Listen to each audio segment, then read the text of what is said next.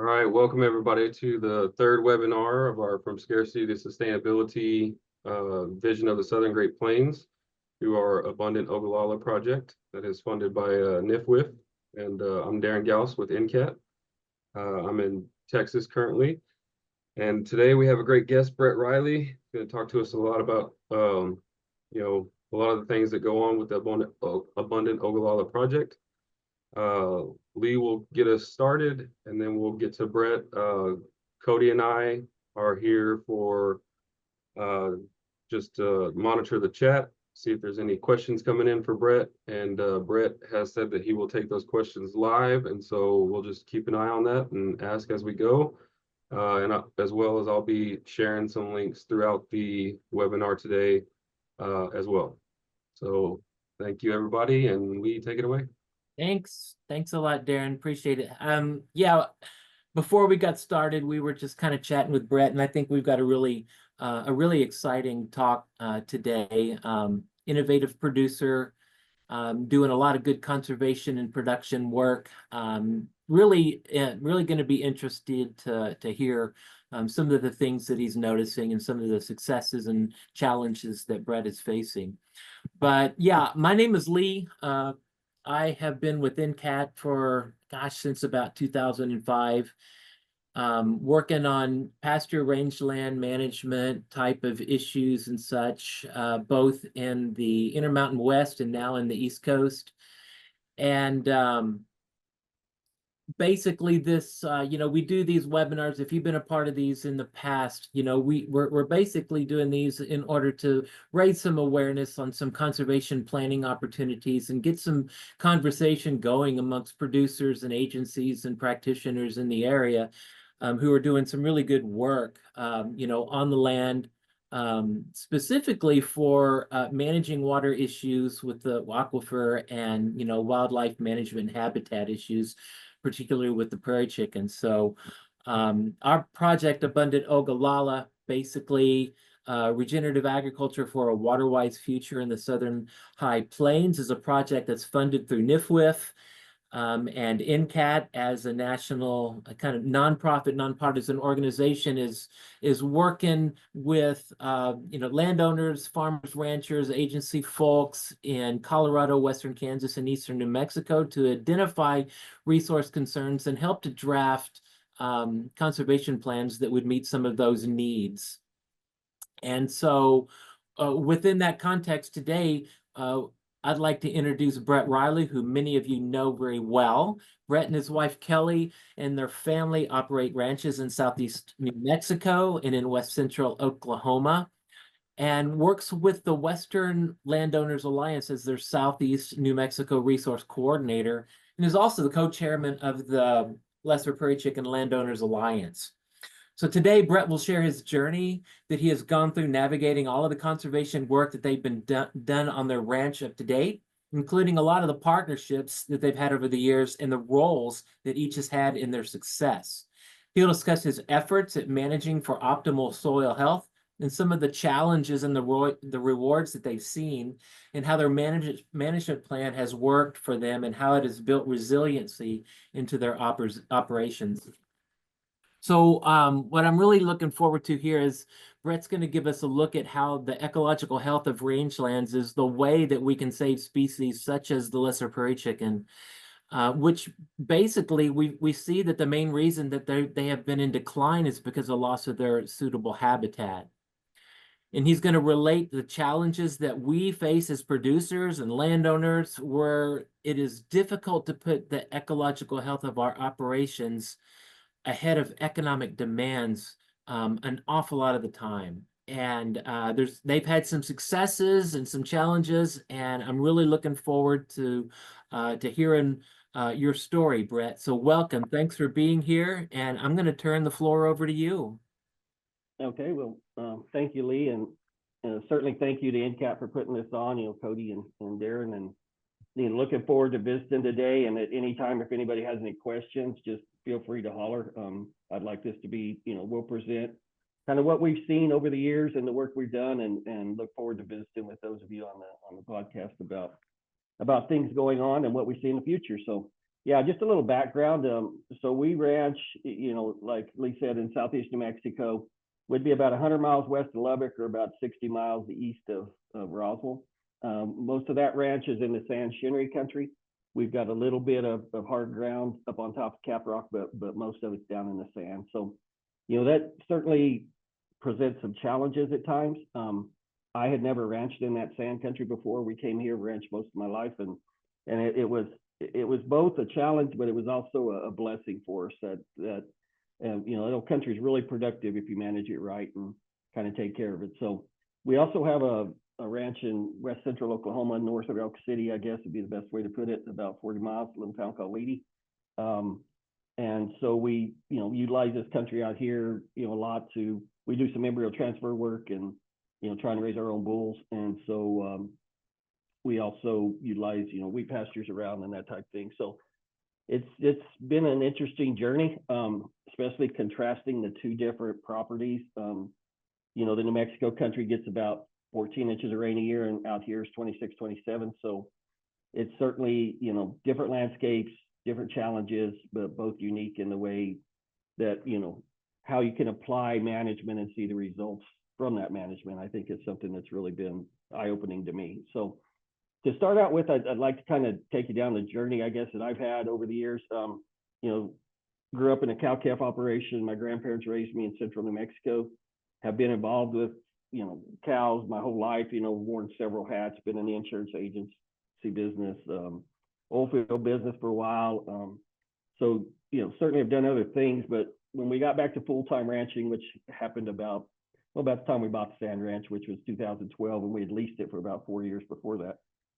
So, we started in on this pursuit with this ranch when we bought it, knowing that, we're ground zero for the lesser prairie chicken in our part of the world. I'm not sure if there's any chickens south of us anymore. The highway there that runs 380 from Roswell to Lubbock, kind of. There might be a few isolated leks left down there, but there've been a lot of oil and gas activity down there, and just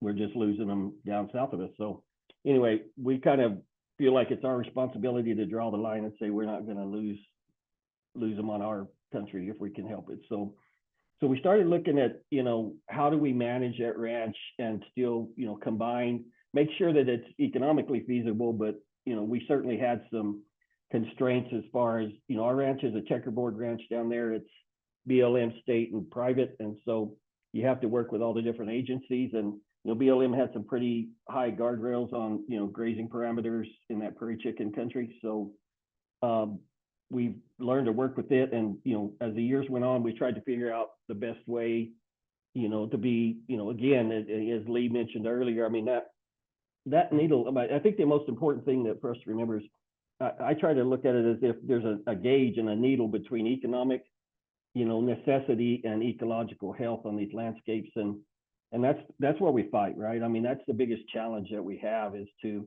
make sure that the economics are, satisfied to the point that we can keep these producers in these small rural communities going.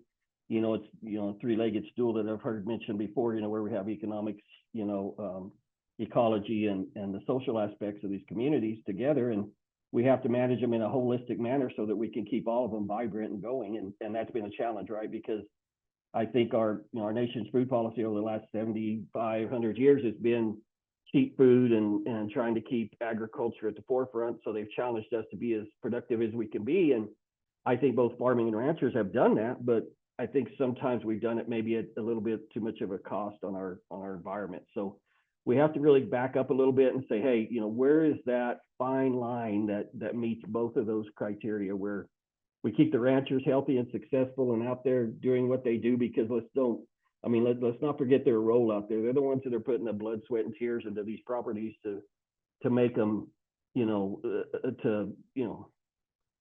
for them to be what they are today, I guess that's the best way to put it. I know, having grown up in that industry and having known lots of people, old timers and folks that are still going now, it's a lifestyle, right? And so a lot of times you don't do it for the money, because, we were talking earlier, I mean, our country looks about as good as it's ever looked, from precip this year, and the grasses are good and cows are fat and the market's high, and you just kind of, you thank the Lord for that, because we don't see that very often. So how do we manage for those times that are bad? I mean, anybody can be a good manager in our part of the world when it rains 3 inches every other week. That certainly helps things, but how do we prepare for that? So what we started looking at is how do we, from a conservation perspective, how do we manage our ranch so that we optimize, again, the ecology without sacrificing too much economic results? So where my journey kind of started was I was at a NRCS sponsored event, a soils little short course, and I spoke at it, and a gentleman by the name of Jeff Goodwin was there. That, and for those of you that know Jeff, I mean, he was at the Noble Foundation for a number of years, was with Texas NRCS before that, and then now he's with Texas A&M. And Jeff was probably the first guy that really got me to thinking about the value of our soils. You know, we all knew it. You know, I had a little bit of a farming background in the past. My family farmed quite a bit when I grew up, and really wasn't my thing, but you know, I understood the value of soil health in farming, but I don't know that a whole lot of people really started looking at the soil health aspect of it in ranching until, you know, the last 10 or 15 years, you know, really digging down into it. But so the more we started going into that, you know, the more that we started to understand the value of, you know, all the principles of soil health. You know, principally in our part of the world, we try to keep our ground covered. I mean, bare ground is probably the thing that we chase the most, and obviously our ranch is called the Sand Ranch for a reason. We're probably 85% sand on that ranch, and so, you know, that can add to the challenge of trying to keep your ground covered and keep enough litter on it and that type of thing. So that's one thing we started looking at. You know, we've done quite a bit of work on the ranch. We've sprayed quite a bit of mesquite. There's been a big push in the prairie chicken producing areas in southeast New Mexico to spray mesquite. And so we've done, I don't know how many, we've probably sprayed 80% of the ranch at this point, of our mesquite on the ranch.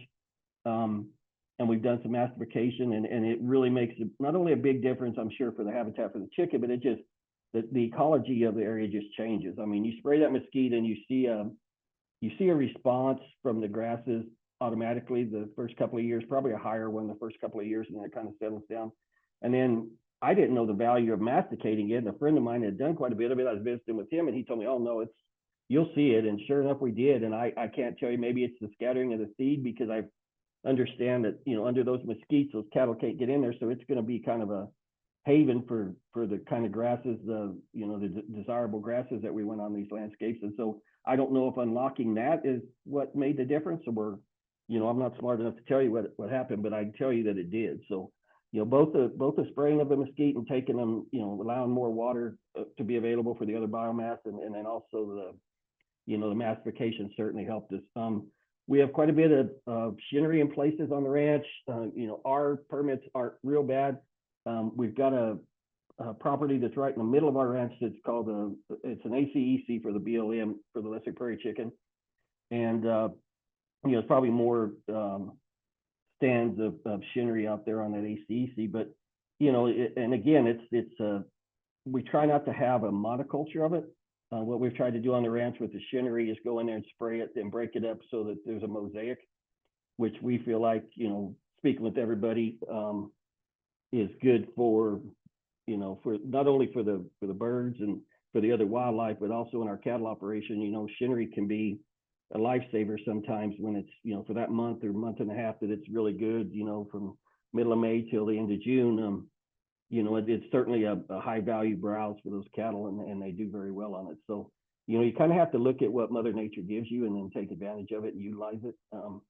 So that's what we've tried to do. So, you know, one other thing I'd like to mention right quick on that before we move on is we've started a new project. We've had a couple of NFWF projects that WLA has done on the ranch. They've certainly been an influence down in our part of the world even before I went to work for them.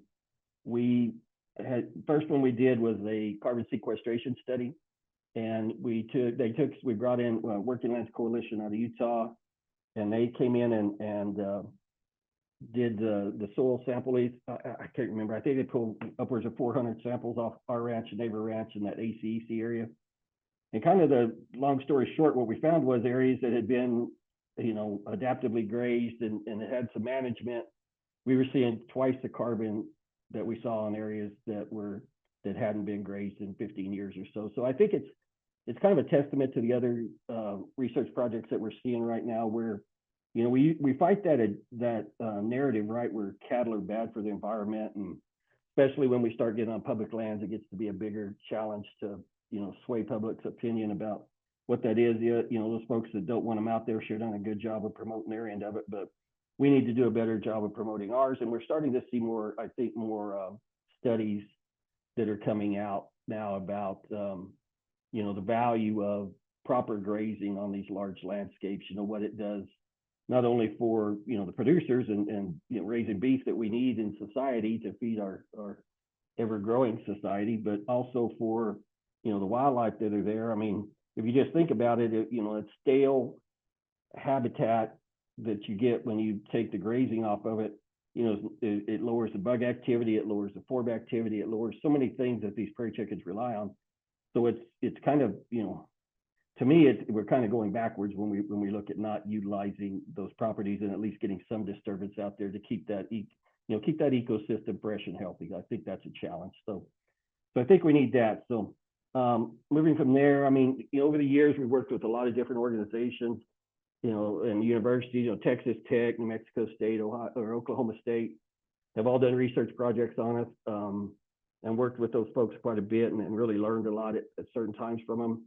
Back when, you know, when we had the Let's Prairie Chicken Initiative, we certainly worked with those folks a lot. You know, Christian Hagen from up there in Oregon was down in our part of the world quite a bit, and certainly learned a lot from Christian in the early years. And so kind of some of his, you know, thoughts and the work that he had done with prairie chickens. So appreciate that. You know, we work with, obviously, you know, BLM, Bureau of Land Management, also the State Land Office in New Mexico, starting to get more of a presence on and starting to understand the value of healthy ecosystems, and have really got some folks working on some good projects that we're trying to get going as far as rangeland health and that type of thing. We also have worked with, let's see, Kim, which is a outfit that was a nonprofit that was formed down in southeast New Mexico to, I guess the best way to describe, take mitigation funds from the oil field and apply them back out and try to build, you know, not only prairie chicken habitat, but we've also got the sand dunes lizard on our ranch. And so, you know, we've got a couple of species right now that are listed. So, and then I think that Kim works also on some stuff down there, you know, on the Delaware River and some other species down in there. So, you know, it's good to have all those different perspectives. It's partnerships are sure something that are valuable, and the collaboration that you can get from them is valuable. It's not always the easiest thing to do. You don't always start out with the same agendas, but if you just sit down at the kitchen table and roll your sleeves up and talk to each other, I think that helps a lot sometimes. So we've also done quite a bit of work with TNC over the years. Certainly Matt Bain, who's now the Kansas State Director, has done a lot of work with prairie chickens and has worked with, as Lee alluded to earlier, I'm the one of the co-chairmen on the Lesser Prairie Chicken Landowner Alliance, and we've been working. It's a 5-state group of us ranchers that have been working towards trying to get basically farm programs, USDA, to adapt and kind of give us the tools, I guess, that we need to build out these healthy habitats. You know, a lot of these farm programs are pretty generic in the way that they're put together.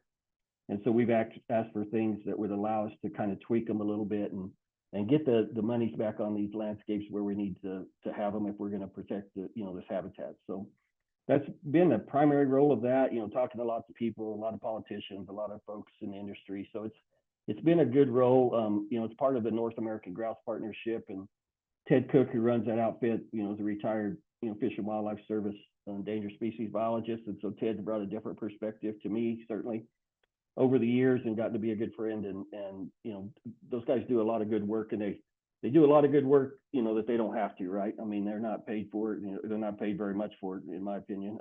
Put in lots of hours for little pay, and really have, you know, building out these healthy landscapes is at the bottom of their agenda, or at the top of their agenda. And I certainly know with Ted, I mean, I've heard him mention more than once, you know, he was challenged as to how do we save our grouse in the, you know, in this country, and how do we save, you know, we're seeing the habitats being destroyed, and we're seeing our numbers going down. And it finally hit him that, you know, if we're going to save that, we're going to have to, you know, he calls it save ranching. I don't know that ranching needs saved, but certainly need to work on, making these habitats a little healthier and stop the elimination of the loss of grasslands that we're seeing.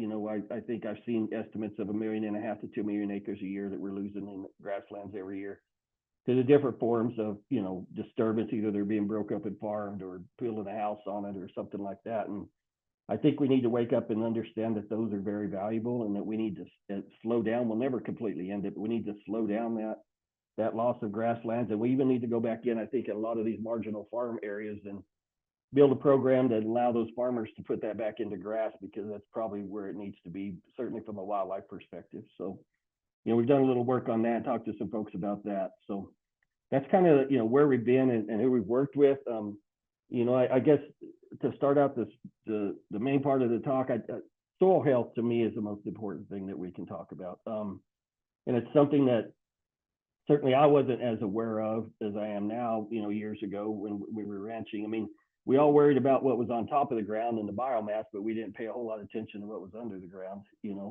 And so, Jeff has certainly helped me in that area and opened my eyes a lot. And then once I started really looking and talking to other folks, it just continues to broaden out, what's available to us if we manage that right. So, one thing that we did is we've had several field trips on our ranch over the last, 4, 5, 7, 8, 9 years. And we were on one a couple of years ago. I'll share a little experience. And we had a gentleman out there, and some of y'all probably know him, Kirk Gadsden. He is a rangeland consultant and probably one of the better ones, in my opinion, going out there. I mean, he blends not only a knowledge of the biology and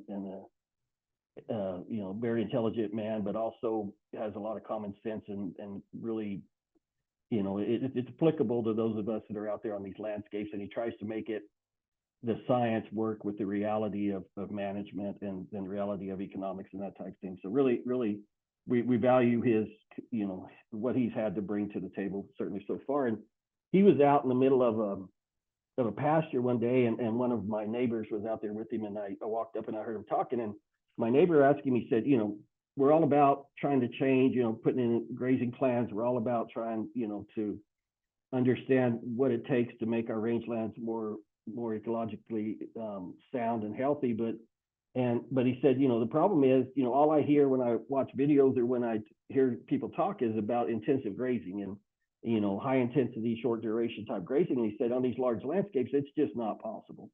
And that's something we had found over the years also. And Kirk told him something that I hadn't really thought of, but I mean, we'd been doing it, but I hadn't really thought about it. Was he told him, you need to think about it less in terms of intensive grazing and more in terms of intensive rest. And that hit pretty hard with those guys that day. And I think that's extremely true. I know in our landscape we aren't blessed with a lot of rain like we've had this year, but if we will pay attention to the rest on that area and how we graze it right, excuse me, we certainly have, a grazing plan in place. But as always, the plans get changed, and we probably deal with one of the most volatile businesses that you could deal with. I mean, we're at the mercy of Mother Nature, probably more so than most. Rainfall, climate. We were looking, Linda Poole and I work with the WLA. We're looking at some RAP data, and it showed that on our ranch, we've lost 2 inches of rainfall in the last, I think it was 30 years, but we've gained 2 degrees in temperature. So I don't know if that's, if it means anything in the long term, but certainly something that's, not a trend we want to see, and hopefully it's short term. But I think that's one of the things we have to think about is how do we manage these ranches? How do we, like Kirk said, how do you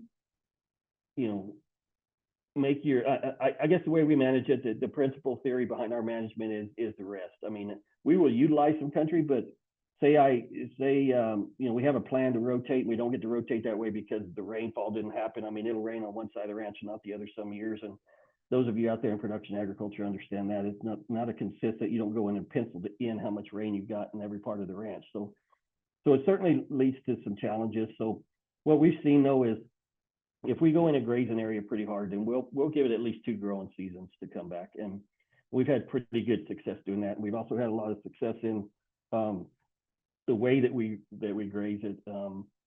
We'll do a lot of planning in our dormant season grazing, and not just, we got grass, we're just going to turn cows out there and, forget about them in big bunches or big country and leave them till next growing season. What we do is try to rotate them around a little bit and let them get the gravy off of most of that country that we come into is headed out and has had a pretty good year or two behind it. So, seed distribution and, dung distribution and just the cattle being out there and, hoof action, I think means a lot and something that we don't think of a lot, but I think those are all factors that are into it. And I think any type of management, I think it's like the rest of life. It depends on where you put your emphasis and what your agenda is. And, it's never one silver bullet that's going to solve everything. It's a series of things that leading up to it that I think are what make you successful or not, especially in the ranching industry, because it's, you can't just depend on one thing. You've got to try several different things. And like I said, dormant season grazing has been one aspect that we never really thought of before, as far as the management of it. We just turned cows out on dry grass, and when the dry grass was gone, we'd move them, but we don't do that anymore. We try to be a little bit more specific in our grazing. So again, I think that type of grazing and what we've seen over the years is it's, certainly benefited our cattle because, we go into fresh pastures, the cattle do better. We've seen our cost of supplementation go way down over the years. We've also seen that, our cattle be more productive. I mean, on that sand ranch, we'll average 94-95% breed up on those cows, and which is pretty good in our part of the world. And we've seen, they'll cycle and come back into heat a lot faster, and just our overall body score condition is better because we are going to new pastures and they're not stuck in one stale pasture for too long. So I think the type of grazing management system you have is very important. And it doesn't have to be, like I said, you don't have to go put up a bunch of electric fences to do that. You kind of pay attention to what you've got, and again, extensive rest, I think, is the key. And so if you're able to rotate your pastures around and rest some of them, especially during the growing season or two, I think you'll see a lot of results from that. One thing that we had a couple of years ago that happened to us, on the other side of it, was we bought a new property and they kind of laid in the middle of us, and it was in pretty bad shape. And so I'd rested it pretty hard, and we had dormant season grazed it a couple of times, but I hadn't growing season grazed it in like 5 or 6 years. And we had Kirk out there, and we were looking at it, and he said, "You got to use this property. You got to use this pasture a little harder." And I told him, "Well, we were kind of resting it because it's in such bad shape." And he said, "Yeah, but we sprayed the brush, we masticated parts of it. It's coming and it looks good, but you're going to have to get some usage on it." So we went in there and dormant season grazed it one more time, but hit it probably at a higher rate than we would. Probably took 65-70% of that dry matter off. Is what we visited about. And so then we come into the next spring and it doesn't rain, right? And it doesn't rain in early summer. And so I'm sitting there about the middle of August thinking I just made the biggest mistake I've made in a while in the way that I grazed that place. And then all of a sudden, it was last year about I don't know what it was, towards the end of August there, we had a 5-inch rain overnight that just dumped on us. And so I was very interested to see how that pasture would respond, or that property. And I can't tell you the response. It was amazing to me. And I've shared this with a few folks. What we saw, what really amazed me was we were so dry that the shinnery leaves were falling off. The shinnery was going dormant because it was so dry and it kicking its leaves.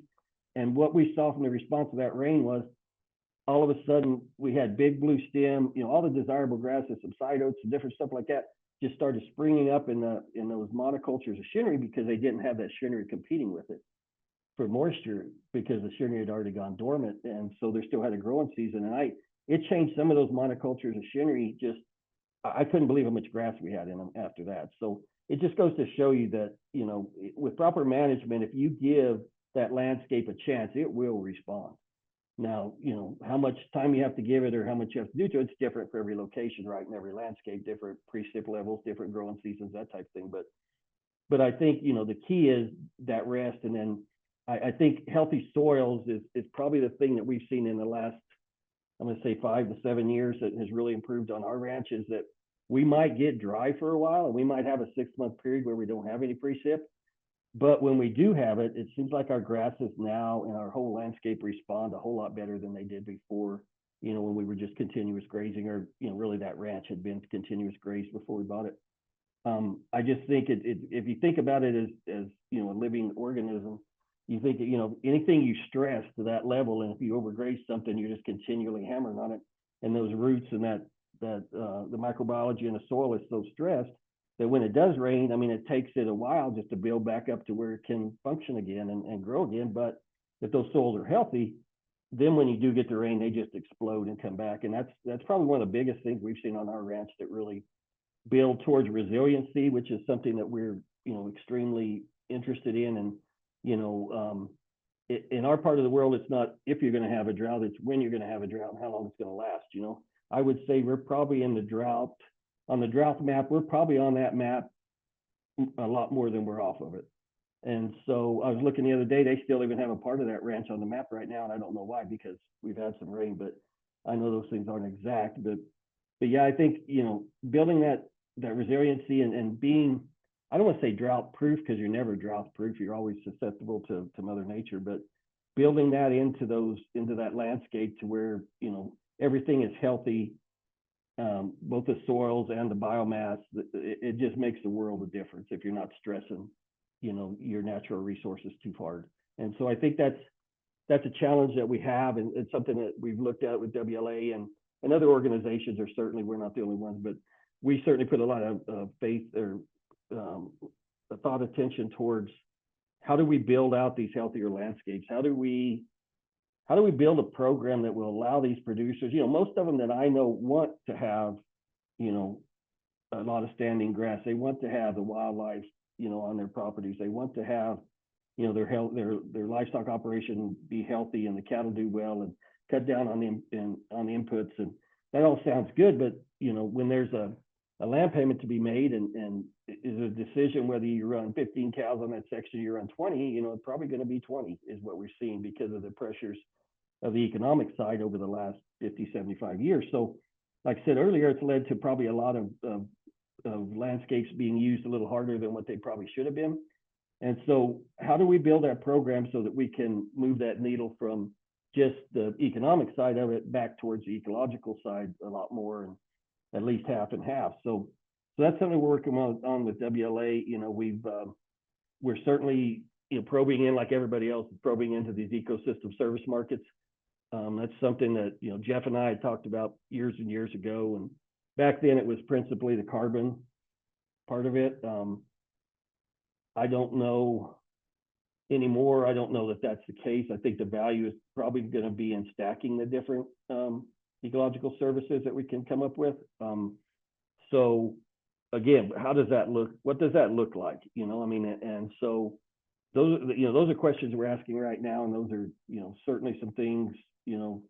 I think even the funding partners are talking about. NFWF has released some opportunities there recently, and so I think it's critical, right? If we're going to change it.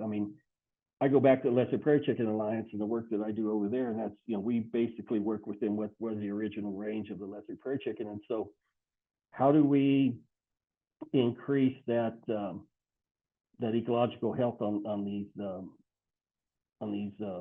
landscapes? Sorry, I'm trying to read some of the chat stuff. And I think that's a $24,000 question, right? How do we build out these ecosystem service markets so that they're valuable to the producer, but they still meet the goals of society? And so, that's what we worked on a lot. One other thing I'd like to mention right now is that, collaboration, I guess, to me is extremely important. We wouldn't be where we're at if we hadn't sat down at the table with a lot of different folks, and not all of them were, like-minded, right? We've done a lot of work with some folks that probably didn't want any cows out there if they could have had, if it would have been their choice. But I think we've sat down and we've kind of come together and figured out a path where they're starting to see the light a little bit about the value that proper grazing can hold. And, we're starting to see the light maybe in the ag sector that, we don't have to just chase the dollar. We've got to,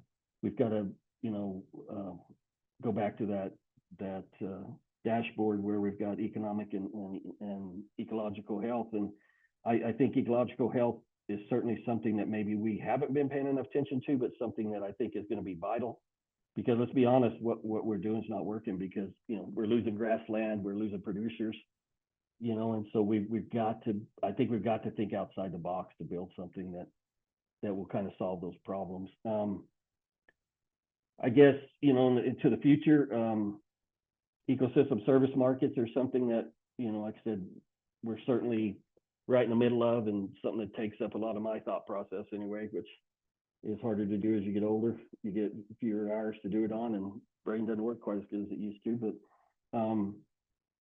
certainly challenges there. I don't think anybody has the pathway yet. A lot of people are looking for it, so I think that's good. And then one other thing that I think, before we start taking more questions, that I'd like to talk about is the narrative that's out there. We, as a producer, we've fought that narrative for the last 50, 75, maybe even longer years, where, cows are bad for the environment, and, agriculture is bad for the environment. And, have been a lot of groups formed to, fight that, and that certainly have some agendas. And I think that if we're going to change that narrative to the general public, I think what we're going to have to do is go in there and put some of these programs in place. Monitoring is an extremely important part of what we do. I think the technology is starting to be available to where we can do more monitoring in the future on a wide scale basis that probably we weren't able to do a few years ago. We've been kind of limited to the RAP tool, in which it's been, pretty good for what it was and what we had, but I think there's some now that just go far beyond. And so if we could sit down, if I go in the house every evening and pull up my computer and look at a dashboard of which pastures are, what production we have on which pastures and what usage we have on others, I think it's going to be kind of a game changer to me in how we build out these ecosystem service markets. Because, as a rancher, I can tell you what my pastures look like pretty much, and I can tell you the usage and all those different things, but we don't, a lot of us, the majority of us don't keep the data stream that we need to. We don't have the proof that that's happened. And so I see these monitoring programs as really being a game changer there. They'll allow us to accumulate that data. And then when we go talk to these funders, whether it be, partially the government or corporate America or, industry, doesn't matter who it is, when we go to talk to them, if we've got that data in our hip pocket and we can show them, here we're doing this, this, and this, we're seeing this type of growth in our biomass. We're seeing this much cover left every year with our grazing programs. We're seeing the ideal or the close to ideal habitat being built for, in our part of the world, western prairie chicken, in other parts of the world, they'll have wildlife species. But if we can start having that data so that we can not only tell our story, but prove our story, I think that, again, is going to be a game changer. And I think that's where we need to be going in the future. So I guess to wrap it up a little bit, one other thing I'd like to mention that we've been doing is through WLA, we started a consensus group down in our part of the world, and we're just getting it really rolling well. But what we did is we took all the stakeholders in the area, the different agencies, the different entities that are, have a stake there, in the economic and the ecological health of these landscapes in that part of the world, and invited them all to a meeting and sat down, and with the purpose of, increasing the collaboration. And we have a challenge in our part of the world, and I'm pretty sure they probably have it anywhere else, is that, you go to do a conservation project on your ranch, and in our part of the world, a lot of times that project will run through BLM land, private land, state land, put in a water line, build a fence, do whatever. And every one of them's got a different, set of requirements and a different set of guidelines. And in the past, sometimes it's like pulling teeth to try and get everybody together and get that done. I know it's certainly challenging for the NRCS to get it done.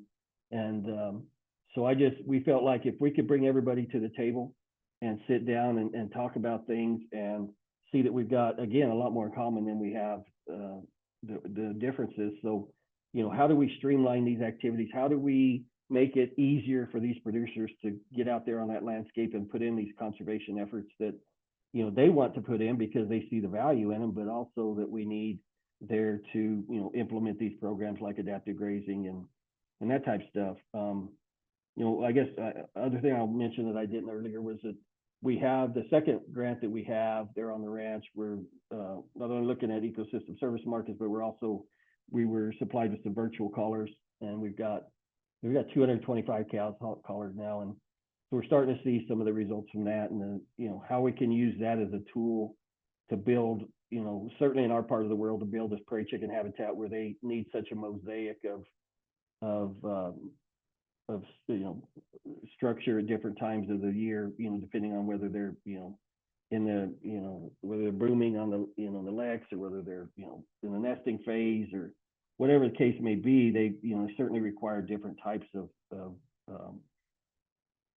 biomass, I guess, is not so much biomass, but different types of structure out there on the, sometimes they need 18 to 20 inches of grass left so they can nest. And then sometimes they want it slick and, they want some to graze down pretty good where they can do their legs. So having that tool, I think, is going to be very advantageous for us in our part of the world. And again, that's us down in southeast New Mexico or wherever there's chickens. I'm sure there's going to be a lot of applications. I've heard of a lot of applications where they're using it in these forest lands now where they have these wildfires go through and they build a fence, and instead of having to rebuild that fence in that rough country, they've just gone to virtual, and I think they're having some pretty good results. So a lot of technology out there, a lot of ways for us to change maybe some old, habits as a producer.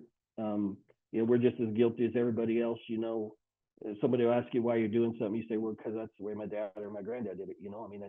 Sometimes it's hard to get over that, but I think we just have to open our minds a little bit and understand that not everybody is the same. And I just saw a question come up, what is WLA? It's Western Landowners Alliance.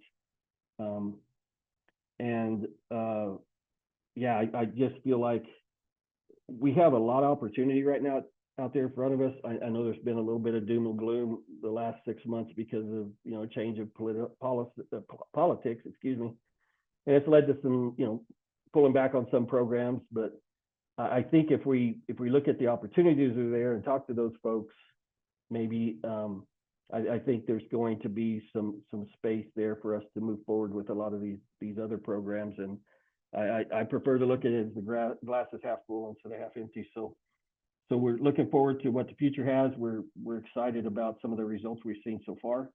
And I guess as much as anything, I'm starting to see more, cooperation between groups. And again, if we're just sitting at the table, we'll figure out that we don't have as much, there's not as much between us as we thought there was, and more in common than what we thought. So I guess I'll kind of leave it there, and we can go to the questions if y'all are ready to do that. So. Yeah, great. Wow, that was like a graduate course, I think, in conservation management from a social perspective, right? A lot of the things that I got out of this initially, is people who live on the land, whether they are farmers, ranchers, townsfolk, whatever, we all benefit from good treatment of the land. And I think the ranchers want to do that every bit as much as some of the conservation organizations, and even the ones, Bret, you're talking about who would maintain that livestock don't belong on the land. You all have the same goal, and it's just getting around the table there. The ecosystem service market seems like it might be pretty good for that, because conservation benefits everyone, realizing it's really challenging to get everyone together for a unified goal, But as I'm thinking on some of the really specific questions that brings up, certainly in my mind, I wonder, what have you seen any successes working collaboratively with folks with things like maybe farmland conversion? You mentioned that earlier as one way perhaps to get more grassland in, because the ranchettes are coming in, right? And how do you convert a subdivision of ranchettes into grassland, but certainly, farmland conversion be a little bit more attainable. What are some of the biggest barriers you see with increasing the amount of grassland that's out there? Yeah, thanks, Lee. That's a good question. And I think something that's very pertinent today. And I'm not very good about, being politically correct, so I'll just say what I think. So Good. I think, a lot of times we get in our own way as a society. Right now, I know in our part, when I leave my ranch in Western Oklahoma and I go to New Mexico, or when I leave New Mexico and go to Oklahoma, I drive through a lot of what used to be the Dust Bowl, right? It's kind of the heart of where that was. And so I get to see a lot of it, driving through there, we have a windy day and, it looked like half the country's leaving, dust 100 foot high and blowing and off some of these fields. And So I think one of the challenges we have is not only do they have, I know, up a little bit farther north and east of us, Clovis and that area, they've got some projects going on with Ogallala that they're working on, retiring some water rights and trying to keep those producers whole, but just kind of, limiting the amount of water that's being pumped out of that basin. And I think they're starting to have some pretty good success with it in talking with them. And I think there's certainly a need, and we've talked to some partners and of how do we build that program to where we start to convert that farm ground that probably shouldn't be farm ground, right? I mean, we're sitting here, and again, I'm not a farmer, so, but if we're sitting here with corn at under $4 a bushel, and our, part of it is, our cow herd's at one of the lowest levels it's ever been, so I'm sure that would take more corn when we cycle back up, but I just don't understand why we need to be breaking out sod or taking land that we put into CRP back into farmland. And to be 100% honest, a lot of the reality is, there's some disaster programs out there in the farm world that will allow for them to plant crops and don't have to harvest them. And the economics of it, I talked to one gentleman here a while back in North Dakota, and he was telling me the story, and we've seen it in our part of the world too, where there was a place next to him that had been ranch land forever and was pretty rough and not farmland by any means. And he said that what happened is, the heirs had inherited this country over the years. And once you change, generations, and you're dealing with a different set of heirs. And so when this set came up, he went to talk about, they'd been leasing it, and he went to talk about the grazing lease. Well, there's one of these guys came in and said, well, if you'll allow us to farm it, we'll go in there and pay you 3 times what the grazing lease will be. And so he said a lot of country up in their part of the world, and I know down in ours too, fights that where, it's worth more to farm it. I know, talking to Matt Bain up there in Western Kansas, that's one of the conversions, one of the biggest challenges they have in trying to keep prairie chicken country going is that, they've seen a lot of success in those old stands of CRP, but with the way these programs are built right now, they're seeing a lot of that country being broke out and farmed because it's worth more to the producer to farm than it is to run his grassland. And so and again, we're doing it ourselves because it's a farm program that's making it that way. It's dang sure not $4 corn, so we have to be very cognizant of that, I think, and go to those folks that, and certainly there's some big lobbies involved, and it's not going to be an easy problem to solve, but I think it's one that, like I said a while ago, we're not going to stop the loss of grasslands in this country. We need to. If we could wave a magic wand to stop it tomorrow, we should, but we're not going to. So how do we slow it down? And then how do we, on the other side of that, if we can add some acres that were converted to farmland and put them back into grass, they'll never be as good as they were when they were native grass and sod, but it will be a help, and it will certainly help with this wildlife situation that we see where we're losing so much habitat every year. And it'll certainly help on the grazing aspect of it too, because then, the ranchers will have that available again, and hopefully, under some different management plans and can utilize it to build, like we talk about, healthy ecosystems, both from the perspective of livestock production and wildlife. So, but yeah, I think, I feel like we get in our own way a lot of times, Lee, to be honest with you. If we could go out there and talk to some of our people in the political world and try to show them, where we're, maybe having some challenges in the farm program bill and also ask, some of these disaster payments and things like that. Let's, we spend a ton of money to fix the problem, and then we turn around and then our government's creating it by some of the policies we have. So I just think that's crazy, So anyway, work with your legislatures and try and make them aware of it and see where that lays, and certainly provide a pathway for those producers that are farming now that are relying on that. We certainly need to build a program so that we can ease them back into grasslands and not leave them just, standing there hanging. That's extremely important. We don't have enough producers the way it is, so we don't want to lose what we have. So, Right. But that's the main thing on converting that farm ground, I think, from my perspective anyway. Yeah. Well, I hear you. That resonates with me. It is a wicked problem, that we're not going to solve. If we had a magic wand, we'd certainly do it. But, I think it takes folks like you, folks like people in this virtual room to have those conversations, I want to switch gears just a little bit and address Amy Larson's question here. She's saying, going back to your statements related to the importance of soil health in minimizing bare ground. What practices or set of practices do you see as really effective for improving soil health on rangelands? Yeah, thanks for the question, Amy. I really feel like that, again, we go back to the adaptive grazing and utilization and also, the timing of the grazing, and being able to leave more standing so that, obviously that standing material at one point in time is going to come down in the form of litter. And so that's going to, help us with our cover on our open ground.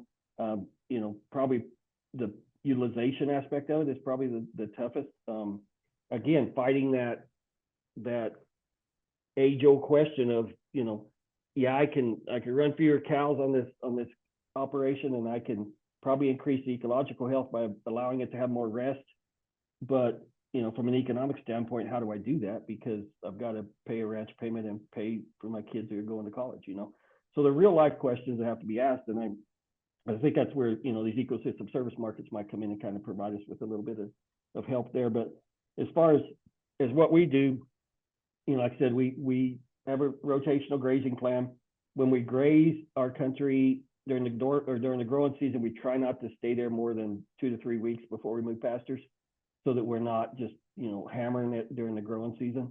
Now during the dormant season, we'll graze it for a little longer time if we think we need. We just watch what our biomass is doing and what our grasses are doing, and what our usage level is. And certain pastures will graze more than others, depending on. I kind of have a rating system. I call our pastures A, B, or C, and C being the pastures that were in the worst shape. Some we just, like that ranch we just bought, or some things like that, or maybe some challenges from brush encroachment and stuff like that. And then A being the pastures that we feel like we've kind of got a really good rotation going on them. And I think you have to be cognizant of certainly the bare ground aspect of it. In our part of the world with sand, I think is the biggest thing we fight. And so we try to put as much litter back down on that ground as we can. And so that's probably the one thing I would tell you that I think is very, very crucial in building up that organic matter in those soils and not stressing those plants too much. And again, grazing pressure, especially during the growing season, I think you need to alleviate as much pressure as you can on that plant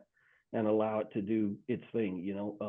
The more you graze a plant, you go back in there and graze it second and third time, then you're really limiting its availability later on in the growing season. So I think those two things are critical.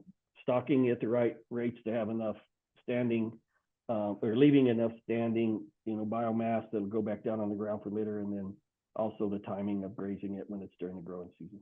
So. Yeah, man, and the questions just keep coming up in my mind over and over here as we go, and we don't have enough time to get to all of them. I think you answered a little bit of Linda Poole's question that she posted here. She's asking how often are cattle moved. You said, sometimes 3 or 4 weeks or something like this. But I'd like to augment her question a little bit. She asked, how do you change things up between years? And specifically as well, how do you adapt this grazing plan to help create that mosaic landscape that's preferable to a bird like the prairie chicken? Yeah, that's a excuse me, I don't know if I can answer that in 5 minutes we have left. I know.